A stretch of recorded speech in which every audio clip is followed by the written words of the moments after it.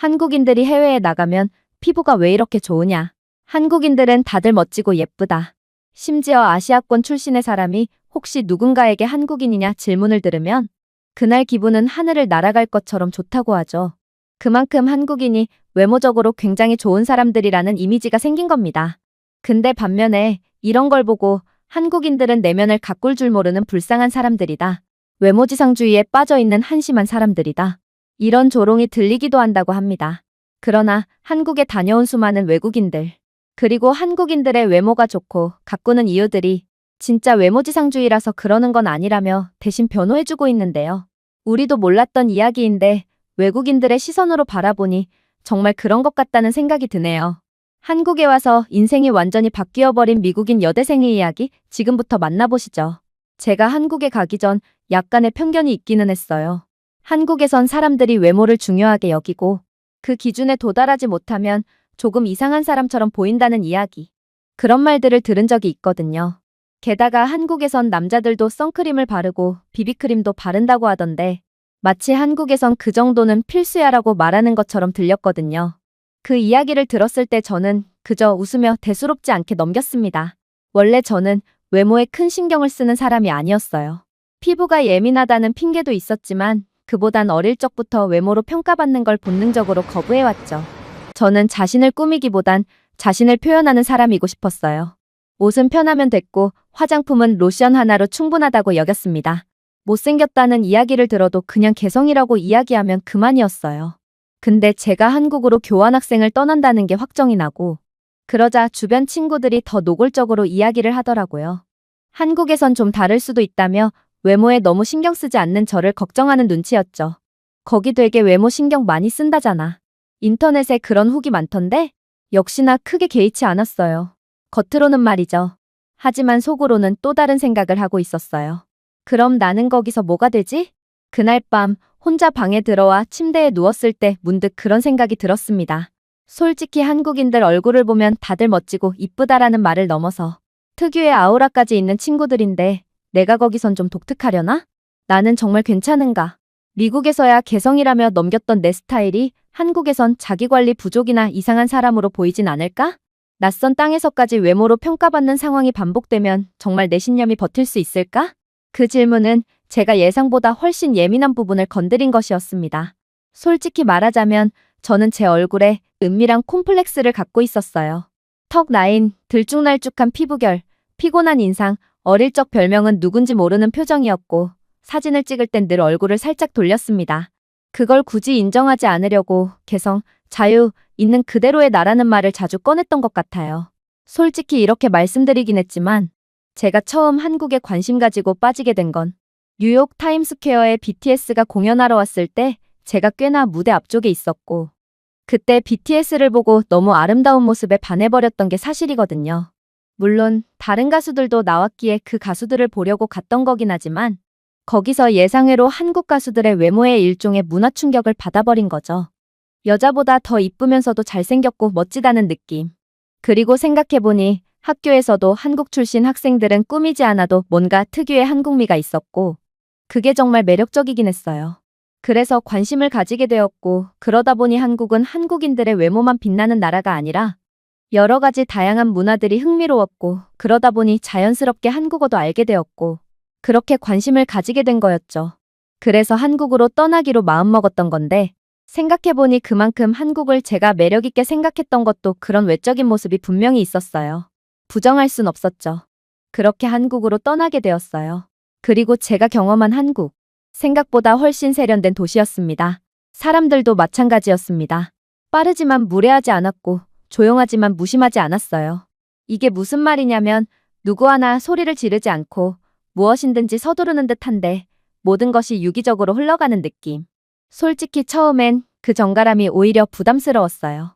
왜냐하면 기차역이나 공항, 이런 공공시설은 사실 냄새나고 더러워야 하는 게 당연한 거고 특히 뉴욕이면 이런 데선 경비도 삼엄하고 분위기도 무섭고 그런 게 당연했었는데 한국에선 안 그랬으니까요.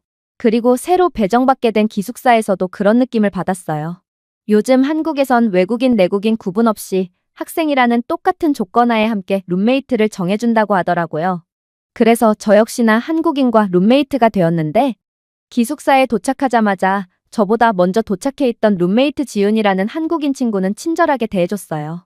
그리고 이미 냉장고에서 마실 것도 넣어두고 거기에 화장품도 몇 개 넣어놨더라고요. 그리고 저와 친해지기 위해서 이런저런 여러 가지 스킨케어 루틴도 알려주고 그랬어요. 클렌징 오일, 폼, 각질 제거, 마스크팩, 수분 앰플, 크림, 립밤. 그걸 보며 저는 속으로 생각했어요. 이건 관리라기보다 하나의 의식 같다. 한편으론 자신을 저토록 부지런히 챙기는 모습이 부럽기도 했죠. 한국인들의 외모 강박? 아니면 그냥 단순히 관리를 잘하는 건가?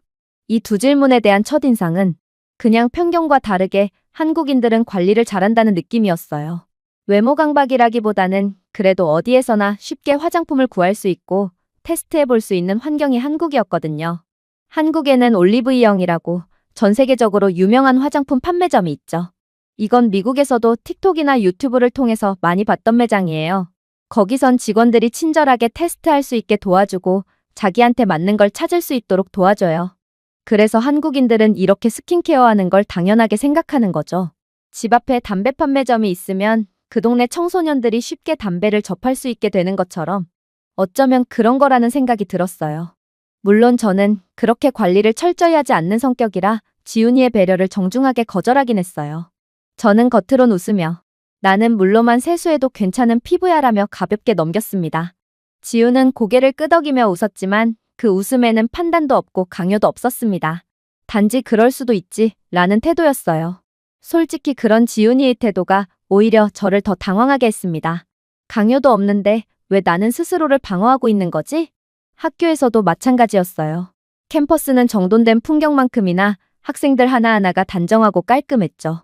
모두가 공들여 입은 듯한 옷차림과 매일 바뀌는 메이크업 스타일, 가지런한 머릿결. 그 사이에서 아무렇게나 묶은 머리와 기초 화장조차 하지 않은 얼굴로 다니는 제 모습은 그 누구도 신경 쓰지 않는데도 오히려 제가 저를 견디기 어려웠던 것 같아요. 특히 기억나는 장면이 하나 있습니다. 수업 발표가 있던 날 아침에 일어나 늦잠을 자는 바람에 제대로 준비도 못한 채 교실로 달려갔죠. 긴장한 탓에 프레젠테이션도 평소보다 매끄럽지 못했고 끝난 뒤 조원 중 한 명이 제게 다가와 조용히 말했어요. 오늘 많이 피곤해 보이셨어요. 혹시 어제 잠 못 주무셨어요? 그 말에 순간 움찔했어요. 화장 안 한 걸 지적한 건가? 내가 이상해 보였나? 이때까지만 해도 제가 한국인들은 외모에만 열광하는 사람들이라고 착각했던 것도 있었고 동시에 제 나름대로의 자격지심 같은 게 있었던 거죠.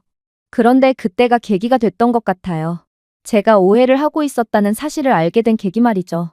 그런 질문들은, 그런 눈빛은 단순한 걱정이었어요. 조심스럽고 따뜻한 악이 없는 배려의 눈빛. 그 말이 돌아가는 길 내내 머릿속에 맴돌았습니다. 그 친구는 화장을 하라고 말한 것도 나를 바꾸라고 조언한 것도 아니었는데 왜 나는 그렇게 움츠러들었을까? 한국인들은 외모에 집착한다는 편견, 그것 때문에 생긴 일이었죠. 그날 이후 저는 무언가가 달라졌다는 걸 느꼈어요. 그 조용했던 말 한마디, 오늘 많이 피곤해 보이셨어요. 그 말은 제 안에서 생각보다 오래 머물렀습니다. 처음엔 제가 그 말을 민감하게 반응했지만 시간이 지날수록 그 말이 전혀 공격적이지 않았다는 걸 깨달았어요. 그건 판단이 아니라 관심이었고 걱정이었고 배려. 그날 이후 저는 주변을 더 유심히 관찰하게 되었어요. 지하철 안의 여성들, 카페에서 주문을 기다리는 남성들, 캠퍼스를 걷는 학생들. 모두가 각자 다른 방식으로 자신을 가꾸고 있었고 그건 단순히 예쁘기 위한 행위가 아니라 자기만의 리듬과 태도를 유지하는 일상처럼 보였습니다. 자기관리가 철저한 점, 이건 무엇보다 부지런해야 해요. 이런 거 꾸미는 것도 시간이고 신경 써야 하고 여러 가지로 투자해야 하는 게 있는데 한국인들은 전반적으로 다 부지런하고 다 성실하기 때문에 외적인 부분에 신경을 더 쓰는 게 신경 쓰는 것에 비해서 얻는 게 더 크다는 것을 알고 있고 그렇기 때문에 자연스럽게 어릴 때부터 그런 습관이 들어온 거죠. 한국에선 옷이 날개다라는 속담이 있어요. 그만큼 옷차림은 중요하고 겉으로 보여지는 게 사실 무시할 수 없다는 걸 인정하는 거죠. 그리고 사실 생각해보면 비즈니스하는 사람들에게 겉모습은 굉장히 중요하게 여겨지고 성공한 사람들이 늘 하는 말이 옷차림에 신경 써라, 외모에 신경 써라 이런 조언이거든요. 사람들은 외모에 신경 쓰고 옷차림에 신경 쓰는 게 자신을 숨기는 거라고 생각하고 그런 조언을 무시하기 십상인데 말이죠. 근데 성공한 사업가들은 그게 중요하다는 걸 늘 말하고 다니죠. 사실 그런 면에서 한국인들이 잘하고 있던 거예요. 그렇게 생각이 들더라고요. 그래서 한국에서 느끼는 그 외모를 꾸미는 것이 단순히 강요가 아니라는 점을 알게 된 거죠. 누구도 제게 뭐라고 하지 않았지만 모두가 자신의 몸을 책임지고 자신의 얼굴을 돌보고 스스로를 예의 있게 만들어가고 있었죠. 그건 제가 미국에서 겪었던 분위기와는 정반대였다는 거예요. 뉴욕에선 있는 그대로 살아도 괜찮다고 했지만 있는 그대로가 때론 무관심의 방패가 되기도 했어요. 누구도 나를 평가하지 않지만 누구도 나를 격려하지도 않았던 사회, 그 속에선 변화도 성장도 필요 없다고 스스로를 속이며 살아왔죠. 하지만 한국에선 매일 거울 앞에 서는 일이 당연했고 매일 그 거울 속에서 조금 더 나은 나를 찾아보려는 노력이 생활처럼 이어졌습니다. 한 번은 룸메이트 지훈이가 마스크팩을 하면서 저에게 조용히 말했어요. 피부는 예뻐지려고 관리하는 게 아니라 그냥 내가 기분 좋아지려고 하는 거야. 그 말이 그렇게 깊게 와닿을 줄 몰랐어요. 기분 좋아지려고. 그건 처음 듣는 해석이었고 그제야 저는 한국식 자기관리라는 것이 단순히 사회적 시선을 의식한 강박이 아니라 자기를 돌보는 하나의 방식이라는 걸 이해할 수 있었어요. 그리고 그 순간 저는 내내 외면하고 있던 마음을 솔직히 표현하기로 마음먹었어요. 사실은 나도 기분이 좋아지고 싶었다는 것. 그리고 나도 친구들한테 외모적으로 칭찬받으면 좋겠다는 것. 그저 거울 앞에서 기분 좋은 얼굴로 하루를 시작하고 싶었단 것. 하지만 그걸 인정하는 순간 자유롭던 내 정체성이 흔들릴까 두려워 감춰왔다는 사실. 한국에서 보내는 시간 동안 저는 아주 천천히 그 틀을 벗어던지고 있었습니다. 누군가의 눈치를 본 것이 아니라 스스로를 더 알고 싶다는 감정이 생겼기 때문이에요. 사람들이 나를 어떻게 보느냐보다 내가 나를 어떻게 보고 있는지가 더 중요하다는 것. 그걸 한국의 평범한 일상 속에서 저는 조금씩 배우기 시작했던 겁니다. 한국에서의 생활이 조금씩 익숙해질 무렵 어느 늦은 밤 저는 오랜만에 미국 학교에서 룸메이트였던 앨리슨과 영상통화를 하게 되었는데요.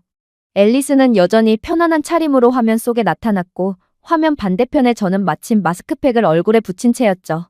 앨리슨은 제 모습이 웃겼는지 와, 너 이제 완전히 현지인 다 됐네. 너답지 않게 웬 마스크팩. 농담이었을지도 모르겠지만 그 말에 저는 순간 움찔했습니다. 그 말 속에는 어쩌면 넌 그랬던 애가 아니잖아라는 뉘앙스가 담겨 있었던 것 같았어요. 저는 조심스레 대답했어요. 그냥 요즘은 이게 나한테 좀 괜찮은 루틴인 것 같아서. 피부가 편안해졌고 나도 좀 편해졌어. 앨리스는 고개를 끄덕이다가 약간 진지한 얼굴로 묻더군요. 근데 혹시 너 거기서 변한 거야? 뭔가 그 사회에 맞춰지고 있는 건 아닌가 해서. 약간은 비꼬는 말투 같았어요. 한국인들은 외모에 신경을 너무 쓰니 너도 거기에 물들었냐 그런 이야기 같았죠. 정확히 그랬을 겁니다. 그래서 저는 조심스럽게 말했죠. 맞아, 나도 예전엔 그랬지. 근데 지금은 좀 생각이 달라졌어. 변한 게 아니라 그냥 소중한 나를 더 꾸미고 가꾸는 느낌이야. 딱 거기까지지. 외모지상주의 그런 건 아니야 라고 말이죠. 그렇게 말하고 나니 속이 시원했어요. 어느새 한국인들은 외모만 가꾼다는 그 편견, 그게 사라져 있던 거죠.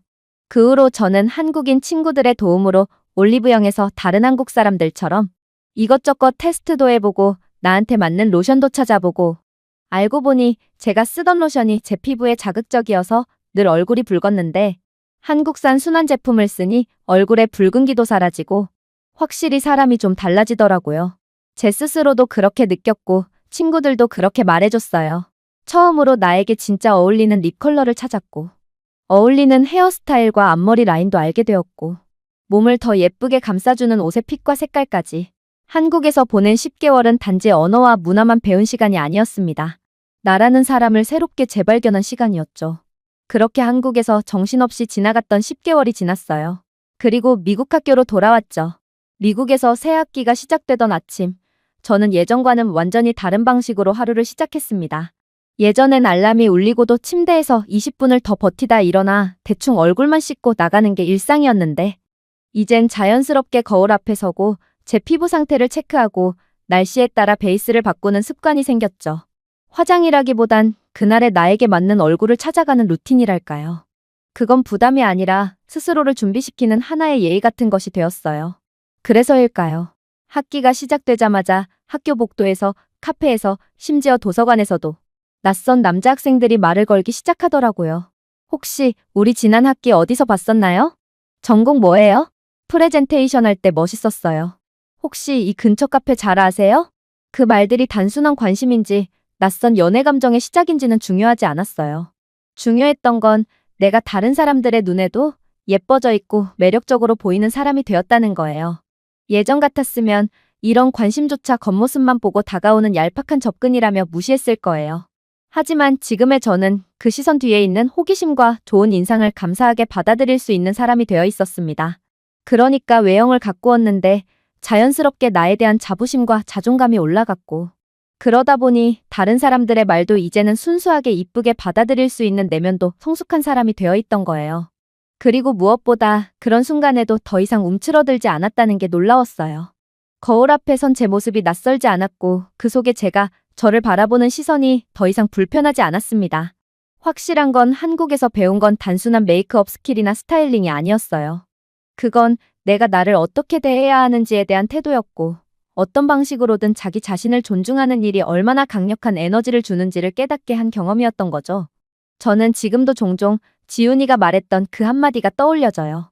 피부는 예뻐지려고가 아니라 내가 기분 좋아지려고 관리하는 거야. 그 말은 지금까지도 제 아침을 움직이는 문장이 되었어요. 그리고 거울 앞에 저도 더 이상 누군지 모르는 표정이 아닌 저 자신을 가장 잘 아는 얼굴로 매일 하루를 시작하고 있게 된 거죠. 그리고 요즘 들어 자주 듣는 말이 있습니다. 너 한국 갔다 오더니 예전 같지 않아. 그 말은 때때로 너 자신을 잊은 거 아니냐는 의미로 들릴 때도 있어요. 하지만 저는 그런 말에 웃으며 대답합니다. 나를 잊은 게 아니라 나를 더 알게 된 거야. 예전엔 화장이라는 단어를 들으면 무조건적으로 거부감부터 들었고, 스킨케어는 예민한 피부에 해롭다고 단정지었으며, 외모를 꾸미는 건 마치 누군가의 시선에 휘둘리는 일이라 여겼어요. 하지만 이제는 압니다. 그 모든 것들이 누군가를 위한 게 아니라 나를 위한 일이 될 수도 있다는 것. 저는 한국에서 사온 화장품들로 화장대를 채웠고, 부족한 건 한국에서 직구해서 채우며 이젠 친구들에게 추천까지 하는 사람이 됐죠. 예전 같으면 상상도 못했을 일이에요. 화장품을 리뷰하고 스킨케어 루틴을 공유하고 톤에 따라 립 컬러를 골라주는 제가 되었으니까요. 그리고 놀라운 건 그 변화가 저 혼자에게서 그치지 않았다는 사실인데요. 야, 너가 추천해준 거 발랐는데 진짜 피부 자극 없더라. 나 그 로션 쓰고 트러블 많이 줄었어. 요즘 아침에 거울 보는 게 재밌다. 그렇게 말하던 친구들 얼굴엔 확실히 달라진 빛이 있었어요.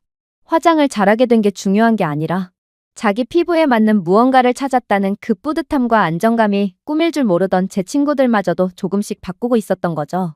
자신감이 생긴 그 친구들 중 몇몇은 오랫동안 망설였던 데이트도 나가고 심지어 연애를 시작하게 되었습니다. 그 변화의 시작이 한국에서 온 화장품 하나였다는 걸 떠올리면 가끔은 저도 놀라울 정도예요. 그만큼 우리 모두가 작은 변화 앞에서 얼마나 민감하고 또 얼마나 쉽게 스스로를 닫아버리는 존재였는지 새삼 느끼게 되죠. 종종 아직도 어떤 이들은 한국에 대해 이렇게 말하곤 합니다. 그 나라는 외모에 너무 집착하는 거 아냐? 한국은 너무 과해. 진짜 자기를 못 사랑하는 거지. 하지만 저는 이렇게 말하고 싶어요. 혹시 제 이야기를 듣고도 아직 그렇게 생각하시나요? 오늘의 영상은 여기까지입니다. 그리고 지금 화면에 나오는 영상을 아직 시청하지 않으셨다면 지금 바로 시청해보세요. 재미있는 다음 사연이 기다리고 있습니다. 감사합니다.